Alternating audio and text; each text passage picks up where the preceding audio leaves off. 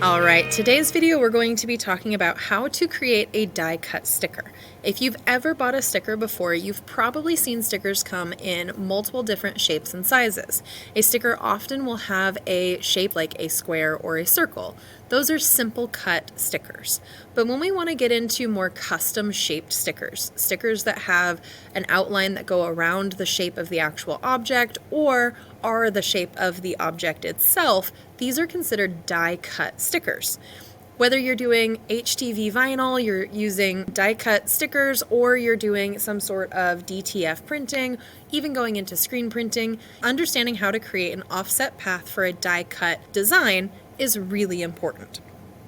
Now I'm going to show you using the name glyph that I created in the last video, and I'm going to show you a couple different ways that this could work out. So first I have my design that I have merged together into one solid object. This is my united design. It is one shape. There are no pieces that are disconnected from each other. In my second version, I have a grouped design. So each of these letters are still individual shapes, but they are grouped together, and they are overlapping. In the third example, I have individual shapes that are not overlapping, and I want to show you why and how to do each of these different pieces. So the first step is all the same. We're going to select our object, and we're going to go up to the top to Object, Path, Offset Path. When I do the offset path for the first time, you will likely see it come in at 10 pixels and miter. This basically just means it's going to try and match the exact shape that you have, and it's really only going to add 10 pixels to the outside of any outside stroke or any stroke that it sees in general.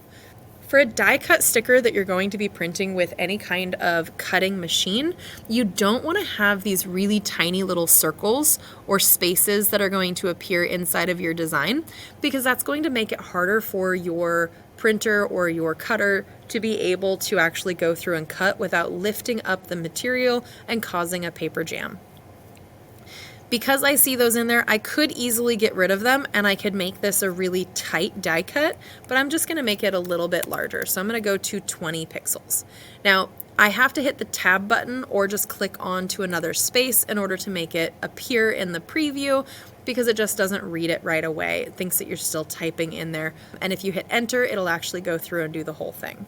Now, I might want to change it from miter to round, and round is just going to soften out all of my edges.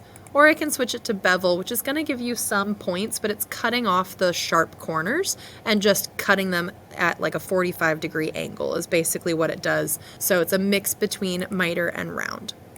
So I like the look of the round. I'm going to go with that one, and I'm going to hit OK. Now, if my objects hadn't been merged yet, this is where I would do the unite, but because it's been united already, I can just move it to the back and change its color, and then you're going to see how it appears. So I can still see my original design is under there, but because it's the same color, it's going to be kind of hard to see. So I'm just going to switch it to a gray color so you can see it. Now I have the die cut in the back, and I have my design in the front. Now let's do those steps again, but this time we're doing it with a grouped object instead of a solid object. So I'm going to go to Object, Path, Offset Path. And again, when I do this, I'm going to keep it at that 20 pixels. I don't need to worry about those little spots that are in there. And now I can see each of the offset path that are appearing. And there's a whole bunch of lines in here. So I'm going to hit OK, keeping the round, all that kind of thing. But if I put the stroke on here, my printer would try to cut every single one of these overlapping lines, and it would jam. So I'm going to merge these before I click on anything else. I'm just going to click on Unite.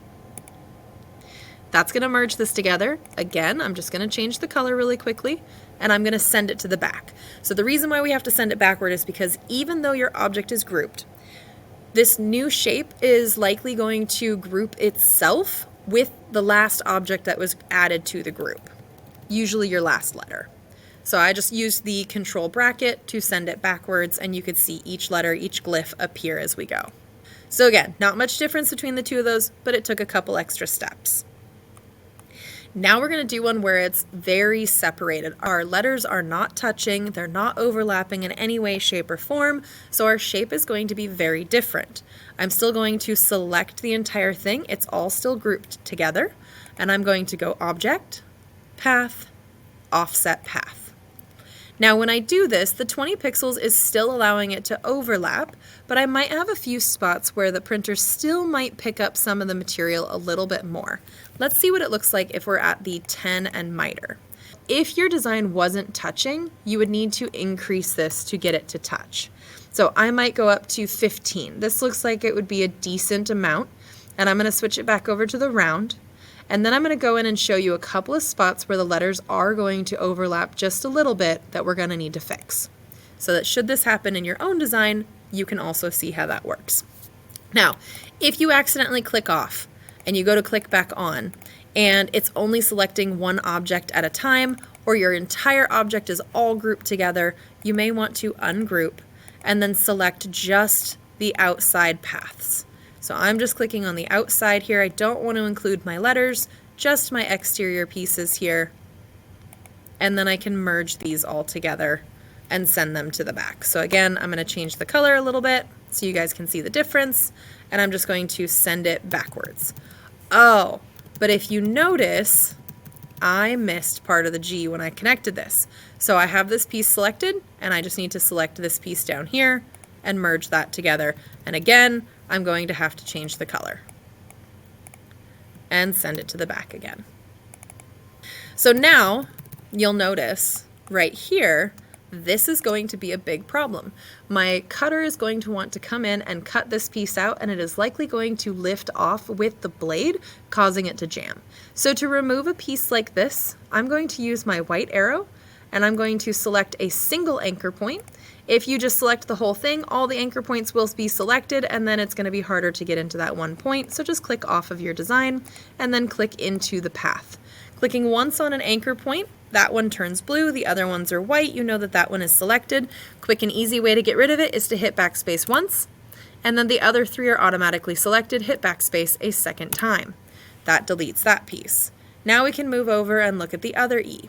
For some reason, this E and this R are spaced further apart, and we're not seeing the same connection. However, this is still going to be a problem area for our printer and cutter. So I may want to come in here and just strategically delete a few anchor points. So I'm going to remove these anchor points by using the Delete Anchor Point tool, and I'm just going to hold down Shift and remove these pieces. What this is doing is it is allowing the shape to continue being a solid single shape, and it's not affecting the handles. So you'll notice when I took one extra piece away, it's now created kind of a weird shape that's going on here, so I might not want to remove that piece. If I didn't want it to have this point that's going on in here, I can come in with my white arrow and make adjustments myself, or just completely remove part of this point entirely by moving it down, and then adjusting other anchor points as I need to. Once you have your sticker set up the way that you want to, you have your die cut set, you can change the colors at any point in time. So if you don't necessarily want your die cut to have any kind of color to it, you can just set that to be no color. I usually just set it to be white. That's generally the color that it's going to be printing on the paper, but if you want it to have no color fill, you can put that in there. Just make sure that you add your stroke to it. I'm going to leave this one gray, and I'm going to leave this one dark gray, but now I can change the inside. So I can change my letters. If I like that color, I can just keep it there. If I want to adjust that color and make it a little different, I can go into my paintbrush and I can make some minor adjustments in here, or I can use the colors down here to change that. And if I know the hex code, I can put in the hex code that I want to use. Now we need to create the actual information for the printer. So this is the specific color that is going to tell the printer, hey, I don't want you to print this color. I want you to cut it. So we're going to go in and add a cut contour stroke. Now this might change depending on the type of printer that you're using. In our case, we're using a Roland SG300, so we need to create the cut contour line that matches the Roland. So in this case here, I'm going to click on any of my objects, making sure that I'm only selecting the outside shape. So I can see as I hover over, the blue line appears. That means I know I haven't selected those ones, and I've only selected the outside. I'm going to go into my stroke color, and I'm going to click on the magenta. Here I'm going to add a new color profile. So I'm going to go New Swatch, and I'm going to type in Cut Contour with capital C's, no spaces. I'm going to use a spot color, and I'm going to make sure it is 100% magenta and 0 on everything else. Then I can hit OK. You'll notice that my swatches now have a new swatch that appears. If I hover over that swatch, it will title itself CutContour, and now I know that that's the right color to use if I want to tell the Roland to not print the color, but instead to cut it. There's one more step we have to do, because you can use this color as a full fill color and your printer will just print that color. You have to make sure the stroke is very, very tiny. So in this case, we're going to make it 0.25. This is a signal to your printer that says, hey, once again, we're not printing this line, we're just cutting it. The small size is part of that indicator. So if you make this a large size, it will still print it. Now that we have that color in there, all we have to do is just select the pieces that we want to add that color to, make sure we're selecting the right one, and then setting it to that 0.25. Again, this one, my path is a little hidden, so I just need to click here and then add my stroke. And now I can see that little pink line on there. Again, make your changes to your colors as you want to, and then you're going to be saving. Because we want to print these as individual files, we're going to go File, Save As, and then we're going to save the artboards. And I am going to be saving these as not Illustrator files, but instead EPS.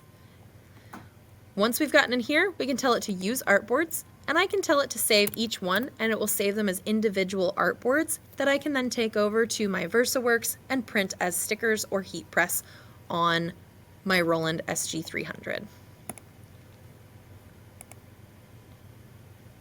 And that's how you create a die cut sticker. In the next video, I'll talk about how to modify this to engrave and cut in the Glowforge.